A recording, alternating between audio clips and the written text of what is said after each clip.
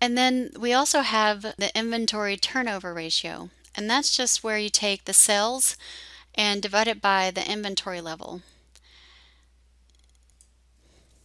By the way, since we're looking at the inventory turnover ratio, we have now switched to the asset management category of ratios.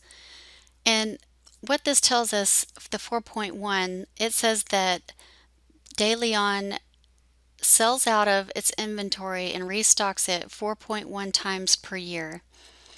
So we can look over time.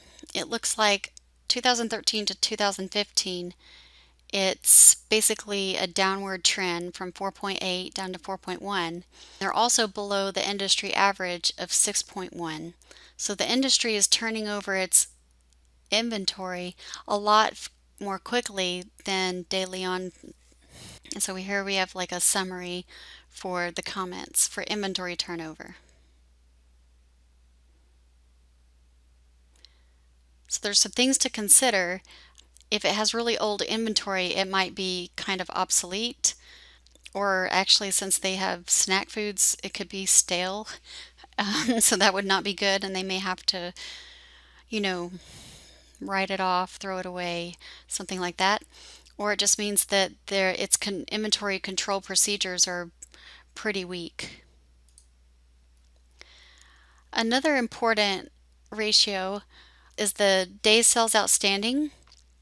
This is giving an explanation of what that means. Average number of days after making a sale before receiving cash. And so obviously we would want this number to be low. I want to make a sale and I want to get my cash right away. So you take your receivables and divide it by annual sales, which is on a daily basis. So annual sales divided by 365.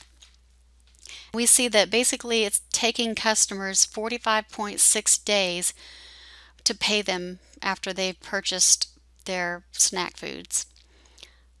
And that's generally the industry average for most stuff is like 30, because usually you have 30 days to pay. So that's kind of an issue. If we look at over time, the day sales outstanding has been increasing, which is bad. They're getting worse in terms of their collections policy. And relative to the industry, they are above the industry average, which is also bad because, like I said, you want to be close to 30 for your day sales outstanding for most typical firms.